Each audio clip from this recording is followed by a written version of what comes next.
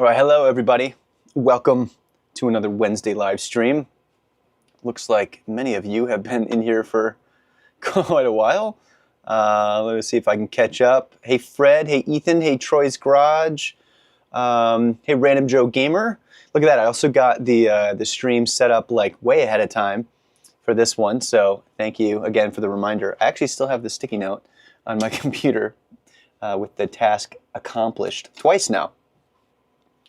Hope everyone's doing good. Cannot hear. Let me check my mic. Testing, testing. Can everybody hear me? We're going to do a little ASMR. It was you, Fred. You're making me check. I was like, I swear I checked. I booted this up like 15 minutes or 10 minutes ahead of time. Just to check everything. Hey, Sean, how's it going? Hey, Grumpy Rider. Hey, Tom, glad to see you back. Hey, The Goatist. Hey, Scan Print 3D. Hello, BM. I have not seen you here before. All right. Yes, mic works well. Good, good. Hey, Sean Daly, welcome. Hey, Ronald. We've got quite a bit of people in here.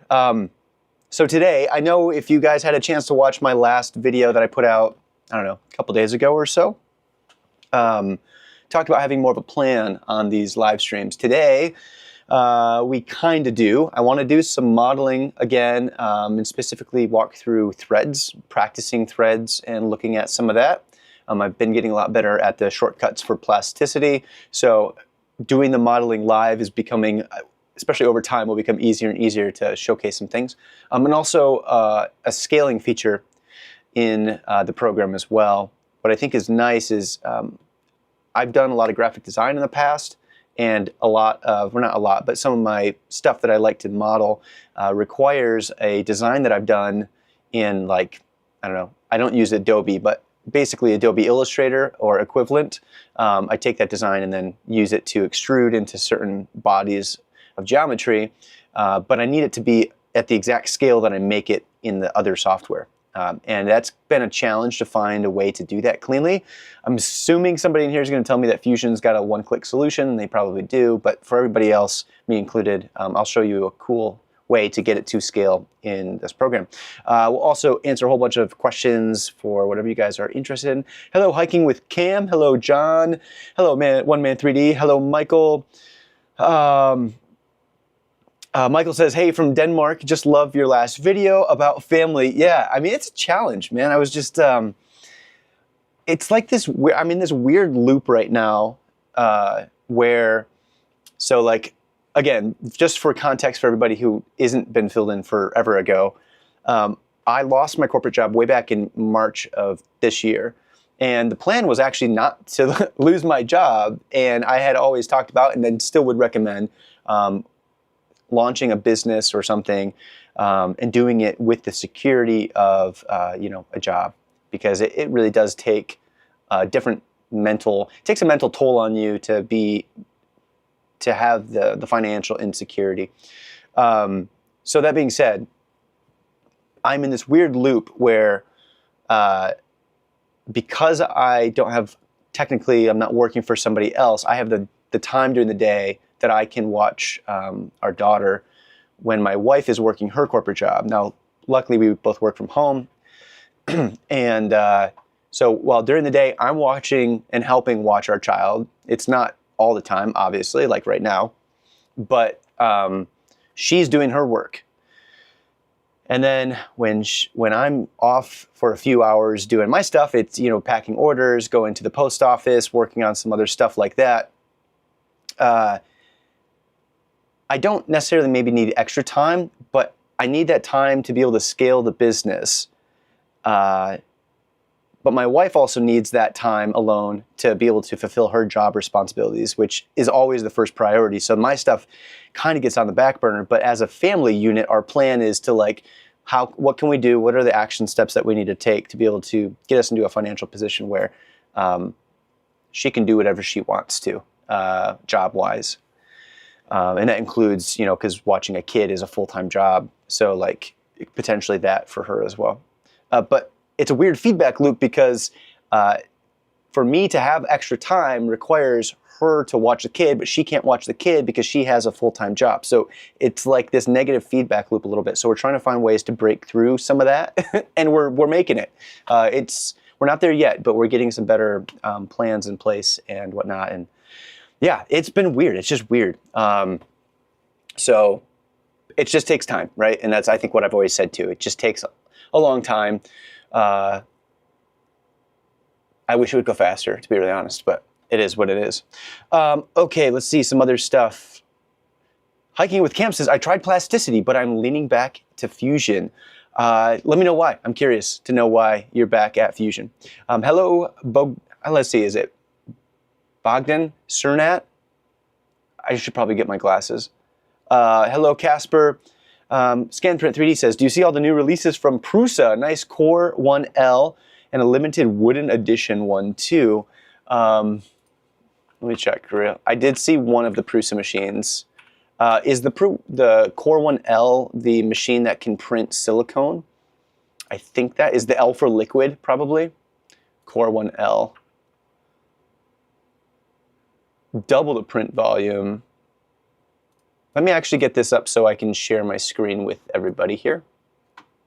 Give me just a second here. We're gonna do, we'll do, that's my modeling screen. Go back to main. It's not gonna let me do it. We'll do, call it web. We'll do screen capture, window, Prusa.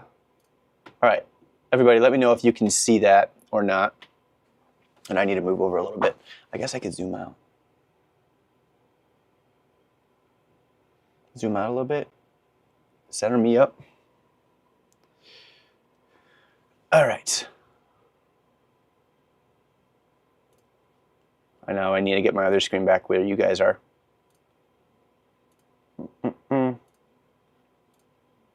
There we go. Cool. Let's see here. This looks like the Core 1L. I'm not sure if this one's the one that can do liquid. That's specs, I guess we don't need. Full color, easy print, critical infrastructure. I mean, it just looks massive. It looks nice.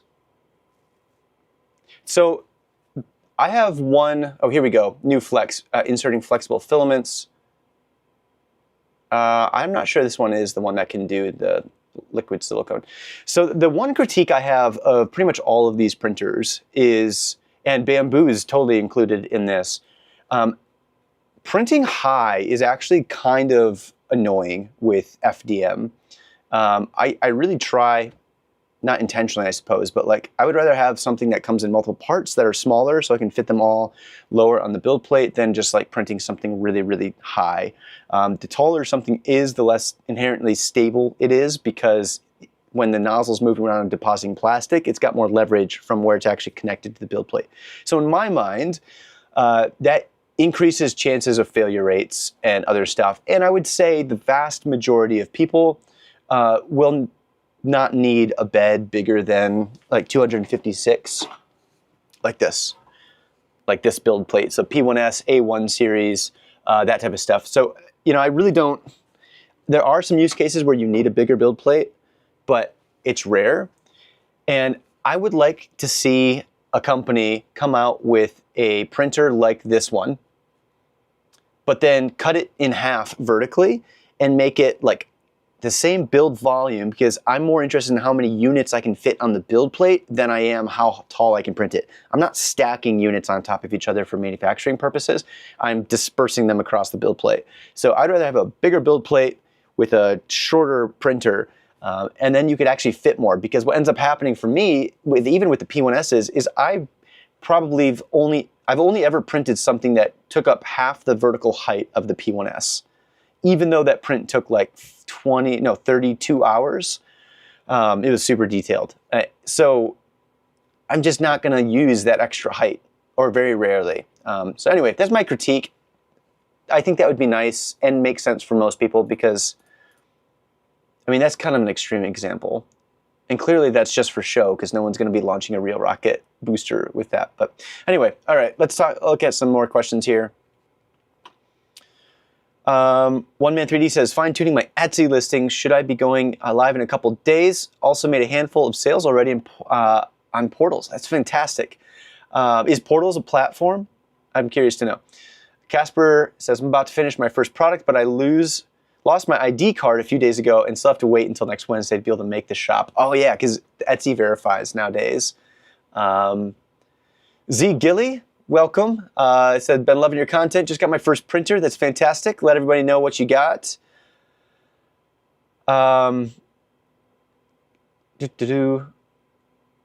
Hiking with Cam says, the reason you switch back to Fusion is lack of sketch features and access to dimensions. So it doesn't have the same dimensioning features, but I'm assuming you're talking about the parametric side of things. Brando says, can I alone make a living, which for him is, or for them is paying apartment and all, with just 3D printing my own 3D models of toys I design with 1 or 2 printers? Yeah, so I would think so. I don't see why not. Let me, man, we're just gonna do a whole bunch of stuff here. Or maybe I should prep for that. But when I think of like printers, you really gotta price out your products. And I know, I like to figure out like if I were to sell a specific type of product, so like magnets, I have a magnet shop that I've not shared with everybody yet, but I have a design philosophy that I've built for that store. And every magnet, all the new ones that come out, is going to be, excuse me, all the new ones are going to be within that same dimension. So they're all roughly the same size, even though they have different artwork and stuff. So I can kind of price out what my maximum capacity is for a printer based on print jobs and all that other stuff. So do that same thing with your products. And if I tried to do it live here on today's thing, it would actually probably be really messy. So maybe I'll plan to do that next week or something. I think my video just dropped.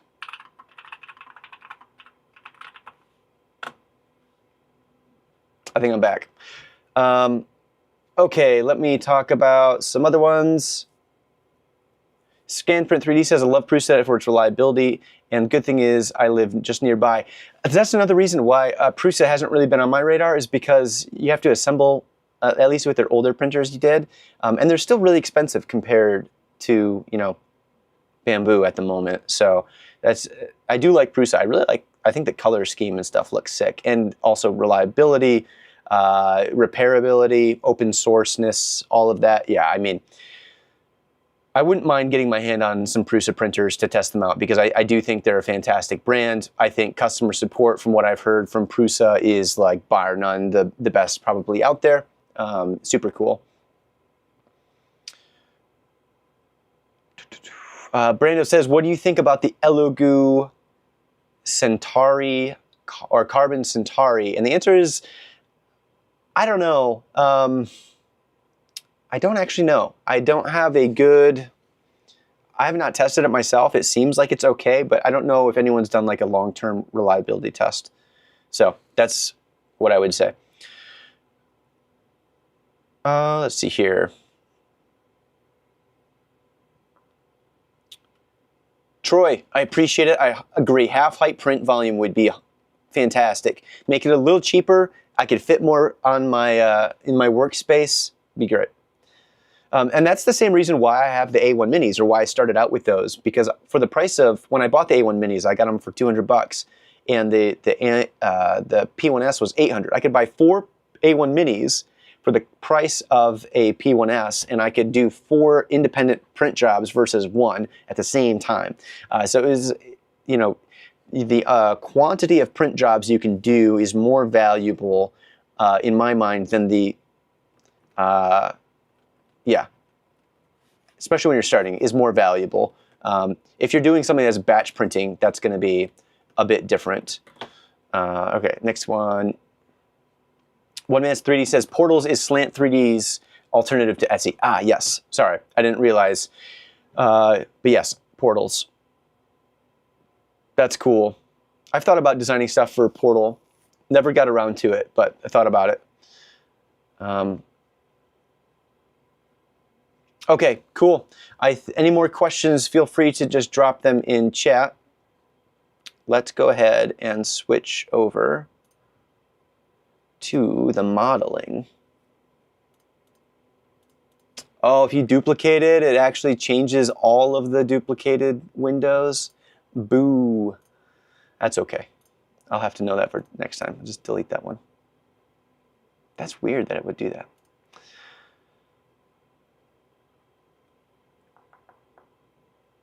Open up plasticity and then get you guys back up here as well. Okay, so I think if someone wants to just throw a comment in chat, just to make sure that, because I think my video dropped for a second at one point. I want to make sure that things are still rocking and rolling. All right, I've done this before, but I'm still going to practice it some more. And again, plasticity, this is kind of cool. Threads have been kind of a challenge to make in other areas because the fact that you have to model them yourself. I know Fusion has thread tools, which is super convenient. But let me go here. So I'm going to drop in a circle. We'll extrude that up. And then we can grab the spiral tool, slap it on the bottom here. And actually, I'm going to do it further.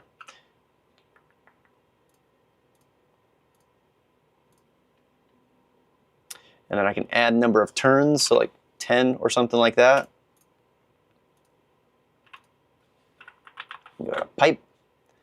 Now, I've also been experimenting a little bit with types of threads. You know, obviously, the threads that you see on bolts, metal bolts, are like triangular with a cutoff edge.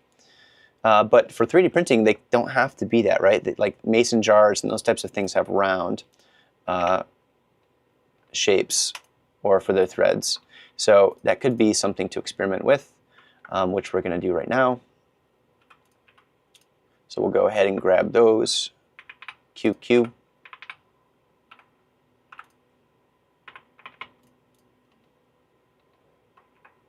We'll go to the top here, grab a line.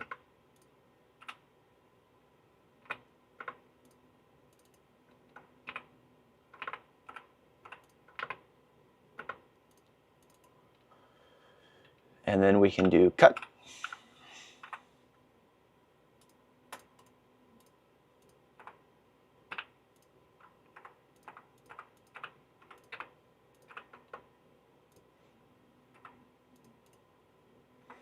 Oops, that was the wrong one.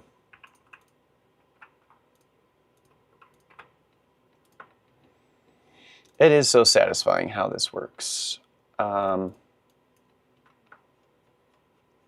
So I don't really like that little blurb there. I also don't know why I have that line. Let's see if I do delete redundant topology. Nope, that's not redundant topology. Interesting.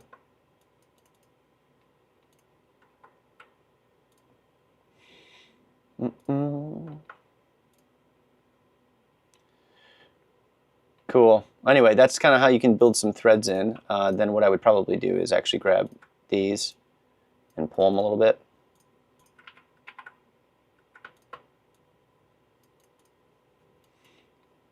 Now you got some nice threads that you can actually model or put into your design. All right. I am going to ask, though, if someone could throw at least one comment in chat, make sure that the stream is still live. Otherwise, it would be all for naught. Doo-doo-doo.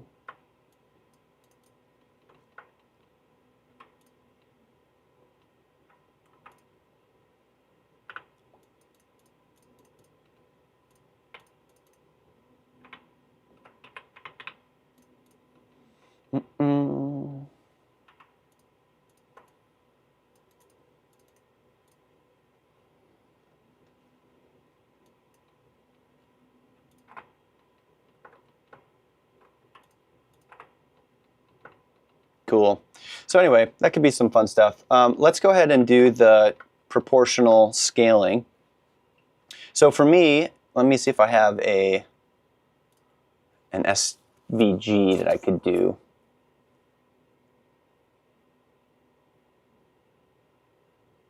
Okay, so I do have an SVG that we can drop in here. So one of the things that I've had some issues with is trying to get something to scale properly. So this right here, that's not a very exciting one. Let me see if I have one that's... All right, I'll show you this one. Nope, not that one.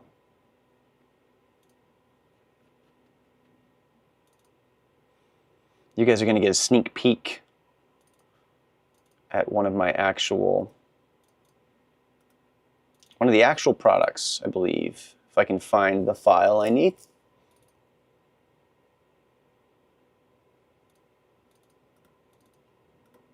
And of course, it's not there.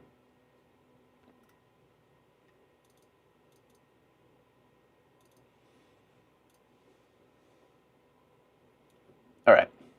So I just dropped this in, and you can see how massive this is. But with proportional editing, you can make this whatever size you want. So I know that this external square is actually 100 millimeters on the nose. So because of that, I can go ahead and select all the curves. I can do freeform scale, freestyle scale. Grab the corner and then the corner. Doesn't matter where you select there, do uniform, and then you can do the length that you want. And now, this thing is exactly, is exactly the size that it is supposed to be. And if we do the equals or control equals, we can measure that and show you. It's 100 millimeters perfectly. So this tool helps a lot because I'm able to get things scaled how I need. And now you can like select all these bodies and do whatever you want with them, which is cool. So I use this quite a lot for designs that I work on, which is handy. And yeah.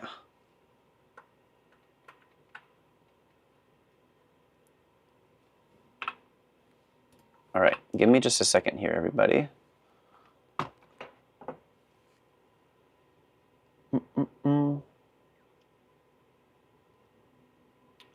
I have a suspicion. Have a suspicion about my internet connection.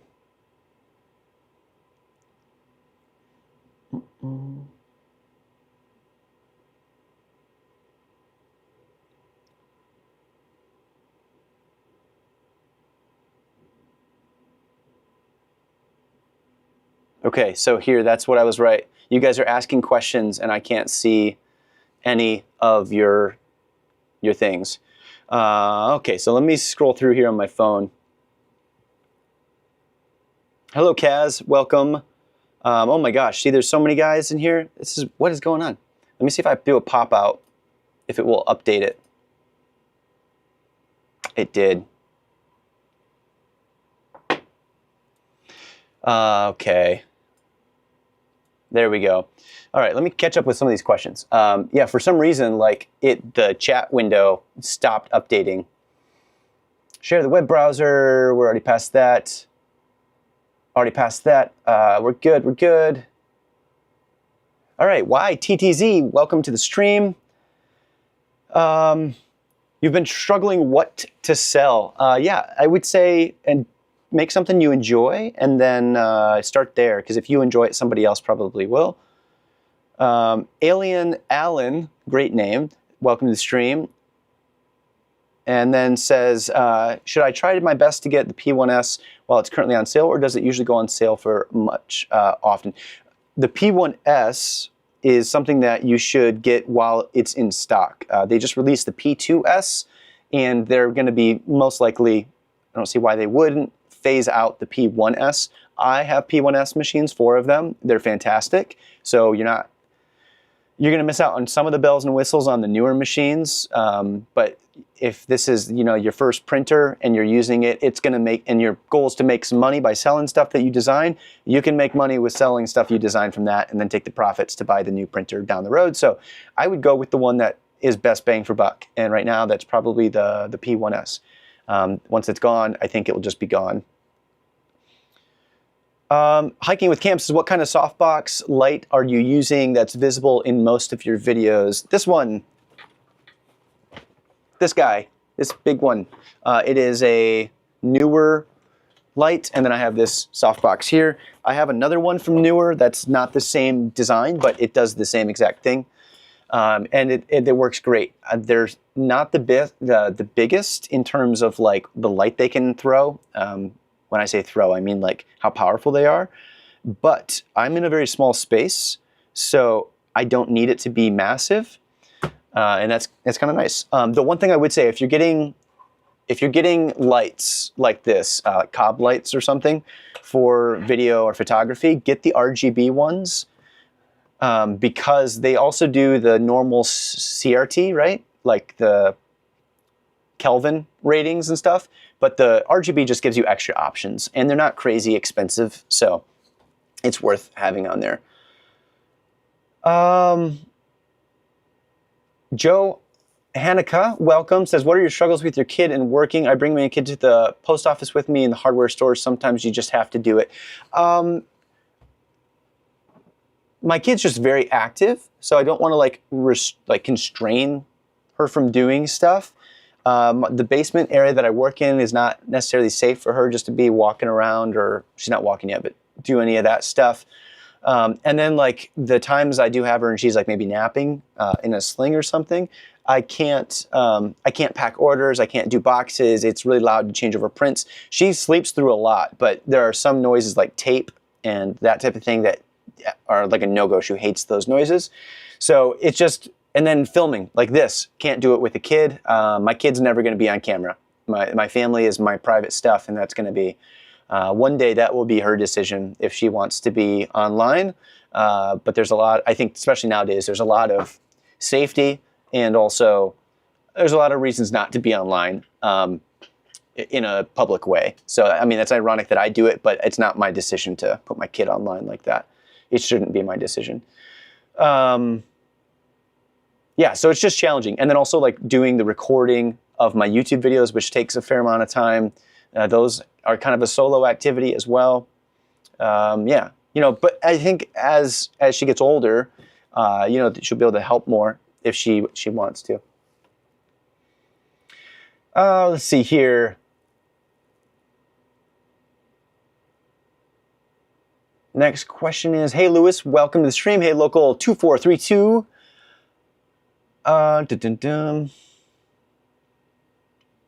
Sorry, I'm trying to catch up with all the stuff here. Hello, Chloe Sem. How have you guys been tuning your filament profiles? I've been using my P1S and Sunloop PLA, but I haven't found much online regarding their basic PLA. Yeah, I'm actually curious, how does everybody do their, what do you call it, do their calibrations? For the most part, you know, I use bamboo filament for all of my products. So they've got built-in profiles for that already. Now, the other part that you might want to do is the calibration side, where you run the, what do you call it? The extrusion? What are they called? That's going to bother me here. Let me just check. You have flow dynamics and flow rate. So I might as well show this to everybody too, because you're asking about it. So if you have a bamboo printer, let me change over my screen capture.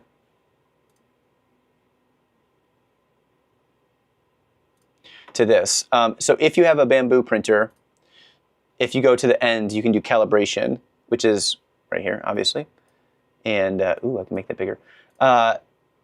There's two of them that you're going to want to do. There's flow dynamics and flow rate. The biggest one that I think really affects printing is this one, where it will over extrude or under extrude and give you kind of bad surfaces.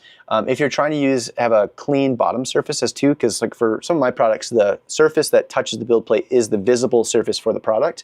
So it has to be perfect. I have some wiggle room in there, but it can't be over extruding, definitely can't be under extruding. So this is the one that's really important to do, and then it will save that flow of that calibration onto the printer itself. So you have to do it for each individual one. But that would be kind of my big suggestion for calibration to see and get things all tuned up. Mike, welcome to the stream. Latest version was just released to Plasticity. It's now version 25.2.11. Oh snap! No way. Let me check this out here. Plasticity update.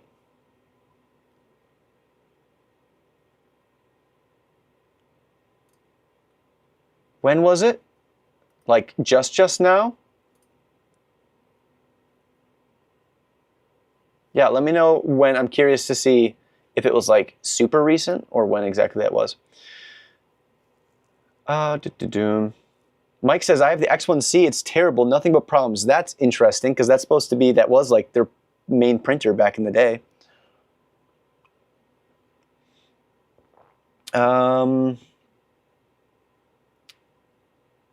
Do you paint the models yourself from Brando? I'm assuming you're talking to the minis that I print, and the answer is yes. I do. I don't have a lot of them painted, and I'm still learning, but working on it. Funny that you bring that up. So I can confirm I have received the resin printer from a company last week, and I've been doing like nonstop printing and testing and stuff. And most of what I've been printing are models for wargaming type things. Not necessarily because I am trying to find, and I would like to find a way to use it for maybe a product, like a limited run product or something like that. But that being said, the reason I'm doing that with the wargaming models is the detail on those are so fine that you can't do it with FDM. And I have done, but it's just not the same. So some examples are this guy. He has been glued onto a base. Let me make sure that give me a second, I want to make sure this is in focus. So you can see the level of detail. I don't know if I washed it well enough. Oops. But in general, like these down here, these little like things on the bottom, that would break off with FDM printing for sure. Like it's just pretty crazy. Now the base is actually FDM. I didn't do that with resin. So that's an example. Here's another little example. Like you can see how small it is. Just like crazy detail. Even got like the grooves on the bottom of its like belly. So that's cool. Here's one that's been primed with some spray primer. So anyway, this has been really interesting because it's opening up some new realms. And I mean, this is not even.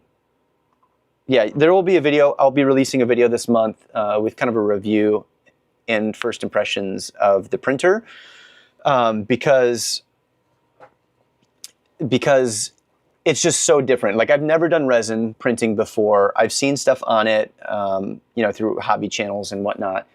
And I've been very curious to say, like, one, I'm going to get my hands on one to test it out. Number two is safety. So I've got a bunch of stuff for safety that is, to make sure it's safe, and it's totally safe. Like it's got such a potent smell to the resin, which is not good to breathe, so don't breathe it. But with the setup I have, I can't even smell it. And even when I do open up the enclosure, I put a mask on and stuff.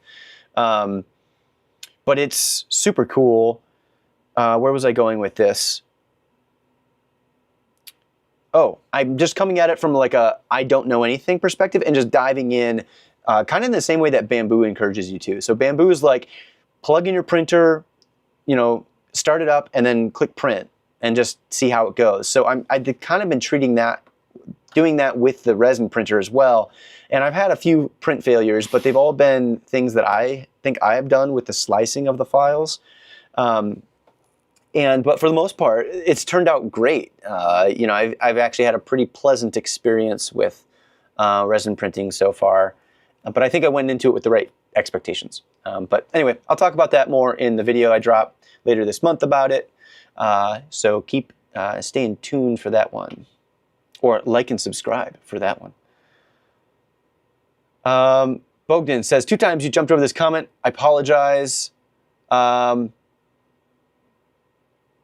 I just missed it. I think it was because I was trying to catch up on stuff. What is your opinion of AI-generated 3D models? Does it not scare you? No, it doesn't scare me. I think AI is still overhyped by a lot.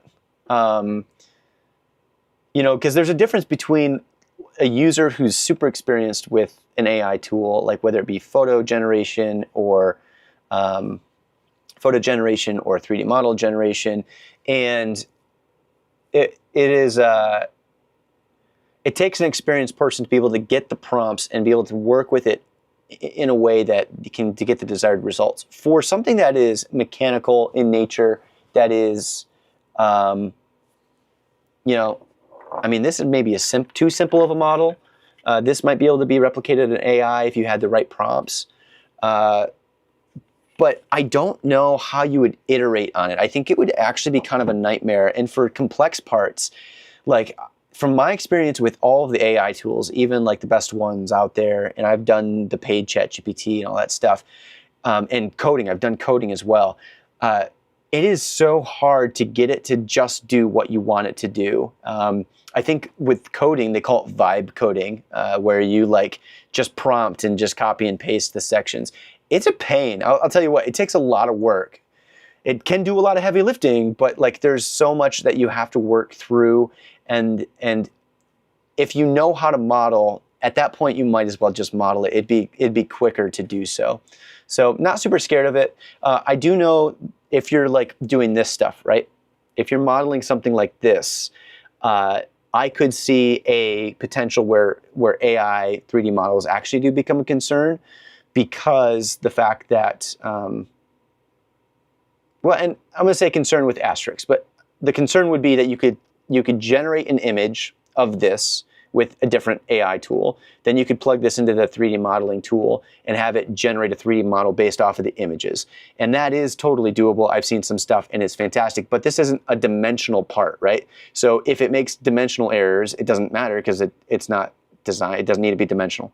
Now that being said, I think the same thing when it comes to the arts in general. I think as we get more, let's use the right terminology, AI slop online, I think there's going to be a bigger push for people to work by and relate to human stuff.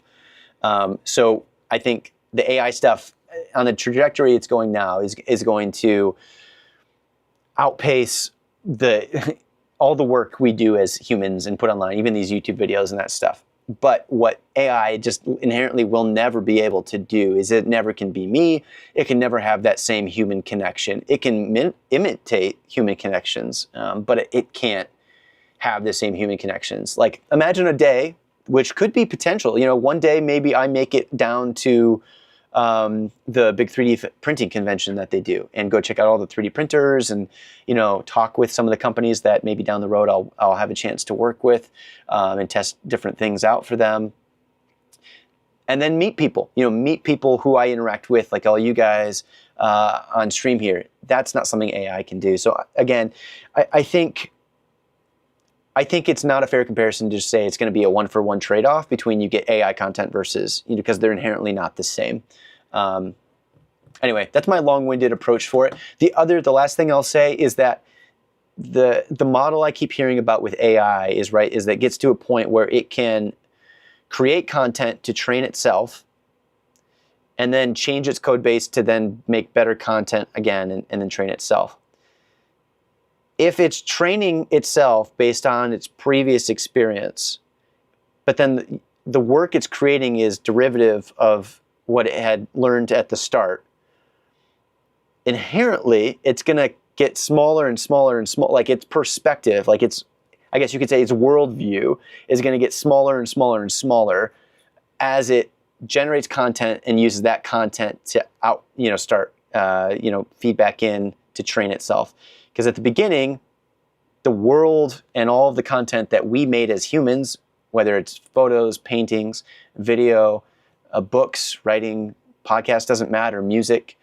That was 100% human made. But as time goes on and it starts using AI created content to train itself, that percentage of human content versus AI content is going to get smaller and smaller and smaller and smaller. And probably, this is just conjecture, but probably exponentially smaller as well. And I can only foresee that like its output of what it does begins to narrow and get more and more like singular. So it'll be weird. But anyway, there are uses for AI. Don't get me wrong. I use AI, but I do not use it to replace me. I do it as an additive part of my process. Whether it's brainstorming some ideas or, reviewing. I'm not a really good copywriter, so, having it review the tone of something I wrote, that type of thing. But again, those tools have actually been in place for a long time. So like, I know we're going a long time on this AI conversation, but like AI has been around for a long time. Like this public access to ChatGPT, that's new. But like in healthcare, for instance, they've been using AI to develop new pharmaceuticals and cures for, diseases and stuff for decades, I think, with a specific trained model within their industry. So, just keep that in mind. It's being spun out as like 100% brand new. And now there's definitely a lot new to it. But anyway, there are literally entire YouTube channels of people, humans, talking about AI. I mean, so I don't need to become one of those. Brando says, can we have an enclosed FDM printer in the same room that we live in, considering health? Yes, if you print with PLA, but don't print with anything else than PLA. That's in general. And if you're still concerned, just get a HEPA filter with carbon capture or whatever, and you should be good. Colin says, what resin printer brand do I have? I'm not going to tell you yet because it's part of the video I'm going to be putting out. So we'll find out this month in November.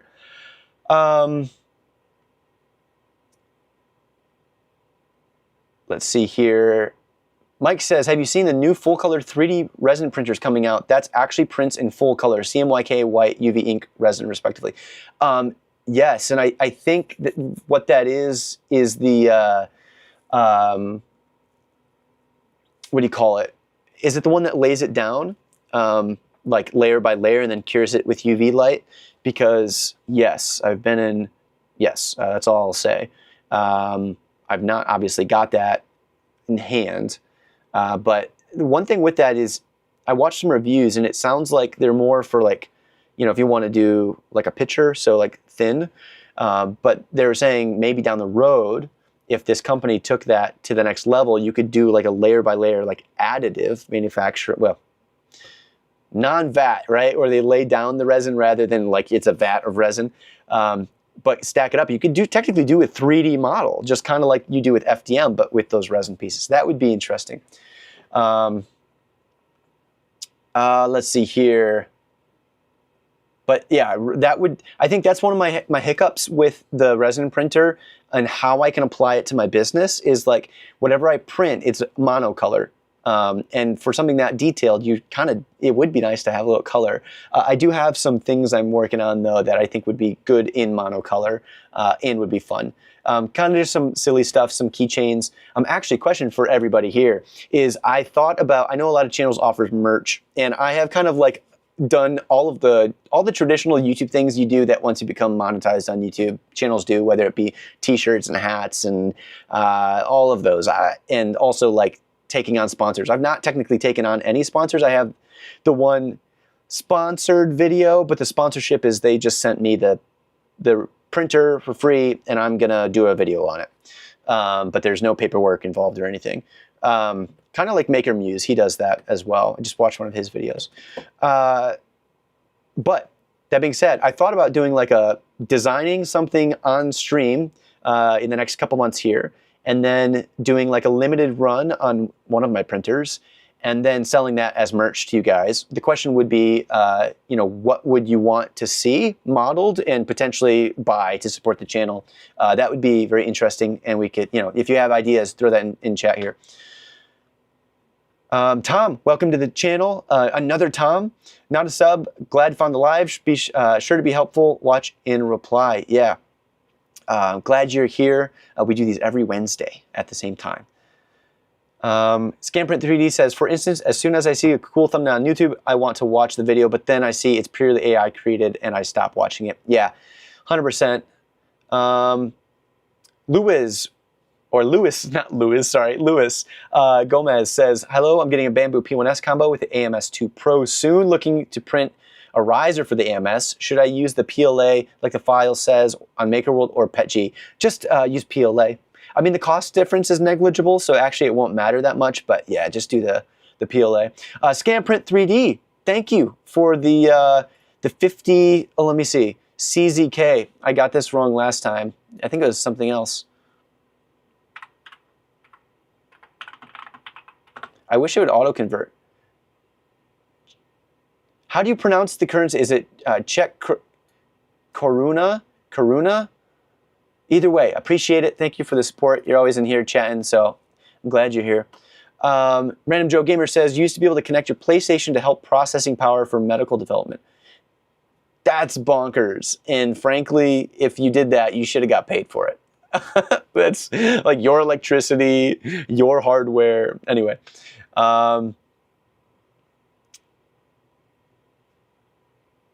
Lewis says, my concern is PLA will become weaker sitting above the printer where heat will come out and glass is removed. Yeah, I mean, I wouldn't worry about it. You're not going to have that much pressure on it. PLA is surprisingly durable. Just don't put too much heat on it. But from my experience, P1S says they're not pumping out, oven. It's not an oven. You're not baking inside that thing. Hiking with Camp says, are there any 3D printing annual trade shows, conferences that are worth attending? That's a good question. I don't know, but I know there are some specific maker and 3D printing focused conventions. I've never gone to any of them, but maybe one day. There's a couple conventions I'd like to attend. One is one related for this channel, so 3D printing, that would be fantastic. And then be able to maybe meet people if anyone else goes. And then the other one would be go to a board game. What's it called?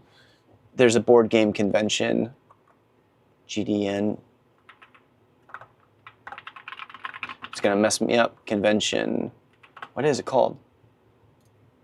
Nope, not Grand Con. There's one about designing games, and it's actually not just board games, it's also video games and that stuff, but that would be cool to go and see one of those conventions. I would just love to sit in and listen to how a lot of these game developers, whether it be tabletop games or video games, like what their process is, the challenges they had. That stuff's just fascinating to me.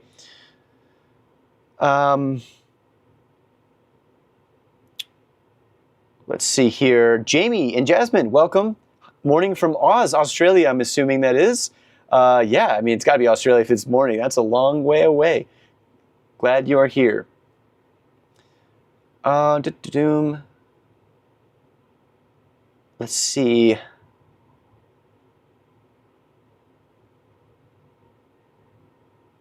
Okay, so it's Scamprint3D says it's about €2. Yeah, I mean, anything, like, I don't expect anything from you guys, so, like, it's crazy. I know, like, people do these streams and they'll have the goals on there, which, I don't know, if I was smart, maybe I'd I'd put a goal on there or something, or like a sub goal, but maybe one day, but I don't need to right now at the moment. Based on the fact that I just talked about doing my financial goals for the end of the year, yeah, maybe I should.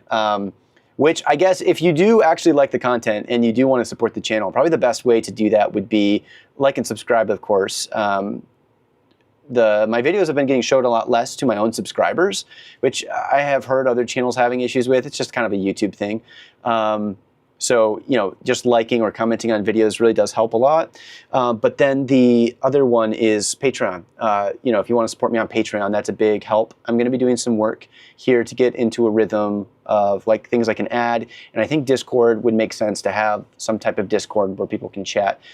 It looks like Patreon has more of has more forum functions than I thought for different chat rooms and whatnot. So I think I might build those out potentially on Patreon first. So people can join there and chat. But I know Discord's a little bit more ubiquitous. It's used a lot more by people, so might get more traction if we do a Discord in addition to Patreon. Yan Yan Pocky, welcome. I've seen you here before. Having problems with your FlashForge. Think the bed is unleveled. Oh, that's crazy. I would say, I'm not familiar with FlashForge, but yeah, I mean, I would start, and I'm sure they have documentation on how to do the bed leveling.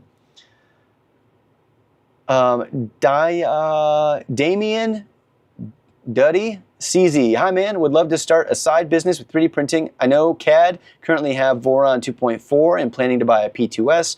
Nothing but just a small little side thing. Any suggestions on what to focus on? My suggestion, what to focus on? I mean, that's a broad question.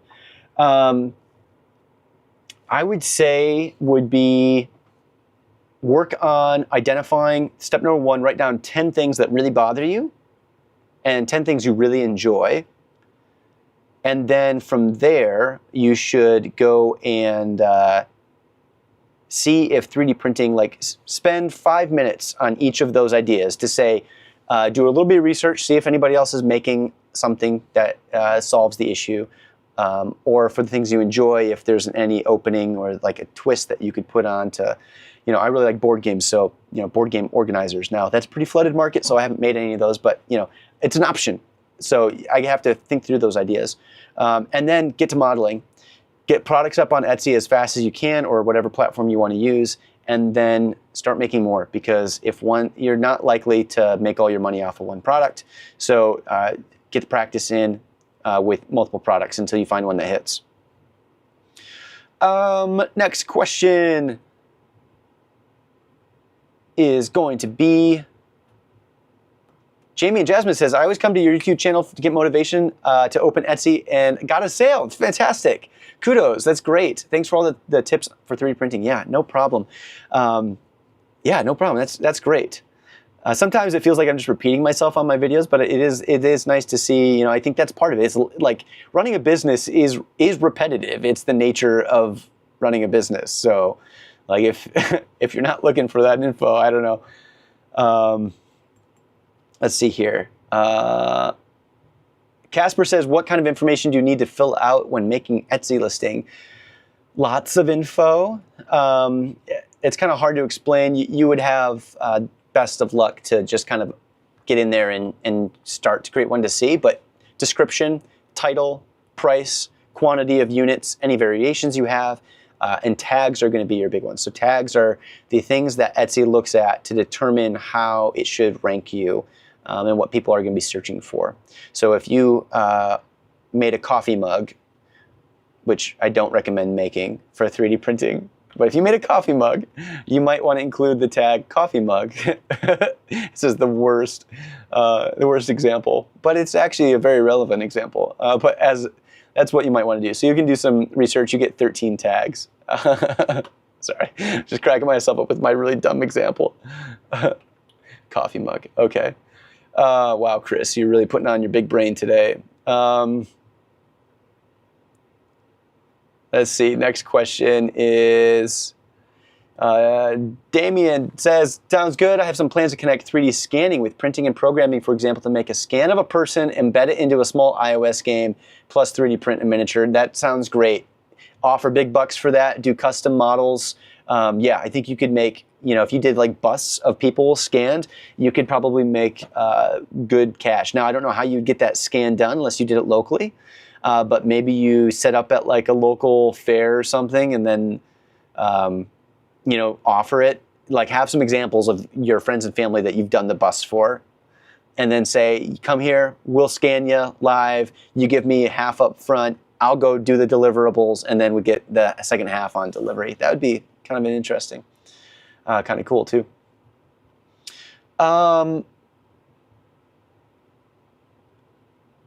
Troy says, I took several of your ideas from the early days of your channel for what to include in packaging and shipping. I get 5-star reviews now, so thank you. Nah, no problem. Cool. One other thing I'll say is I am putting together a plan, which I know I talked about this last month, and I just got caught up with stuff. So, I mean, it's no pressure for anybody. It's just not available yet. But I would like to start offering a 1-hour one-on-one session through my Patreon, probably as like just, you don't have to be a Patreon member, but just like a thing you can sign up for. But a 1-hour one-on-one session, and I'm probably going to be doing offering 1 slot a week to kind of fit in my schedule. But in that time, my goal would be is to talk with people via video and go through a checklist of things that the person, whoever signed up, filled out ahead of time about what they're struggling with the 3D printing business or getting started, what they need help with, and I might have another couple questions in there, so that way we can have like a specific thing to talk about on the call, and then at the end of it, walk away with some action steps and stuff. So that is something I kind of want to spin up here. Probably before December, to be honest. So keep that in mind. If you would be someone interested in that, stay tuned for that. I will be doing some announcements and putting some stuff out on Patreon, because that's where I'll offer the service. But yeah, out of curiosity, well, I didn't even say that, but I'm thinking probably be like $200 to $250 for the session, for the one-on-one with me. So if that's something you're interested in, you can also just message me or shoot me an email and get on like a pre-order list if you are interested. My email is in my bio for the channel, and you can just message me there, and then I'll kind of create a queue of people who are interested at the beginning, so that way let me do that. Random Joe Gamer says, you are curious for the 1 hour, sign me up. Okay, Random Joe Gamer, let me... Still shoot me an email though, so I have your contact info for when it comes time to schedule. But I have you as number 1. Gamer, one-on-one. Okay, cool. Look, I made another sticky note with your name on it. Now you have 2 on here. Yeah, so still shoot me an email in the bio, and then I'll create an Excel doc with all the list of people who reach out, because I have no idea if this is something that people are really interested in or not, but I thought like I can do an hour of my time a week. That makes sense. And it'll probably take more than that for me personally, because I have to do the review the questionnaire. So it'll probably take a couple hours in total on my side to do all of the work necessary between scheduling, reading over the prep work, and then running the call with you guys or whoever it is. So 1 a week kind of sounds doable. If people really like it, then it will potentially fill up, and then I don't know how far I'll schedule out, but we'll all experience it together, I suppose. All right, let's see here. Jamie and Jasmine says, what do you think about listing digital file and the physical file in the shop for the 3D print? I have done that. I ended up taking down my digital files for the reason of people were like, hey, I bought the digital file and you never shipped me a product. And I was like, you paid $2 for it. I mean, I'm not going to ship you a product for... Anyway, they were just confused. You really have to... you really have to plan... Planning for customer behavior is its own field of expertise. So, yeah. Yeah, I don't know. I wouldn't recommend it. If you're going to do STL files, I would create a second store and just offer your STL files there. But be aware that they will pop up online eventually if you're doing that, as somebody else selling that. Okay, we got time for a couple more. Damien says, how hard is it actually to find clients on Etsy? Let's say you made a cool accessory for a phone or whatever. What are the chances will be buying it? Yeah, it's really all over the place. Depends on, that must be all, yeah, it just depends because it really depends on product, timing of the market, a lot of things. Just get practice. Etsy is a really low barrier to entry. It costs like maybe $30 to get everything set up. I think it's less than that. And as a business, if you're trying to make money off of this, right? A $30 entry fee into someone else's access to their marketplace for your products and a customer base is a pretty good place to start. So definitely try that out. Yeah, I don't have a good answer for you. Bogdan says $250 is half my salary in my country. That's crazy, man. Yeah, the world. It's so interesting when you learn about you know, all the different cultures in the world and currency and stuff. It's just expensive in the U.S. And I'm sure, I don't know what the living stuff is here, but yeah. Sorry to hear that. But the one thing I am trying to do with my channel, and I will always adhere to, is really trying to make not splitting the community up. And that's why I do these live streams free, because you know, I do give as much free info as I can and answer as many questions as I can on these streams. You know, the one-on-one sessions would just be more obviously a deep dive into specific person's stuff. Let's see here. Hiking with Cam, I think we got one or two questions and then I got to wrap up. Hiking with Cam says, do you have a handwritten note in your packages? I do. I say thank you for your support with my name and a smiley face. And I write that on the packing slip. And that just goes right in the box. Down the road, I should probably be offering coupon codes and some other stuff in there as well. But okay, everybody. The last one, Damien says, what do you think about outsourcing the 3D printing itself to start? What platforms are there that offer that?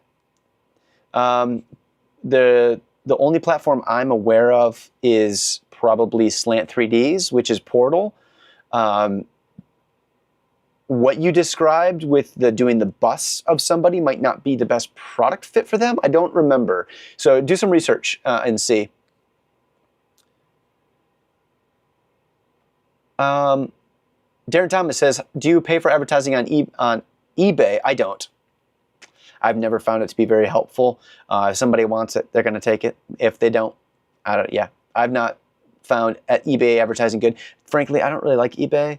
I still have some stuff on there, but the back end is so archaic and dated. It feels like I'm using Windows 98 or something, which Windows 98 was actually pretty good, but besides the point. Okay, it is 4:02. I am over time. I got to get going. Thank you for everybody for the stream and everybody's support. Feel free to sub if you have not. Drop a like. I'll be putting a video out this weekend. There's going to be a video this week at some point, and I am... don't quote me on it, but I am trying to do a single short every single day from now till the end of the year. So if you like shorts, feel free to tune into those. That's a lot of shorts. Cool. Okay, we'll see you next Wednesday at 3 p.m. Eastern here on YouTube. I'll get that scheduled and we'll have a call. Thanks again, everybody, for tuning in, and I'll check in next time. Well, hold on. I got to find my... that was a dramatic... okay, now I'll do it again, right? I got the button. I'll see all you later. Hasta luego.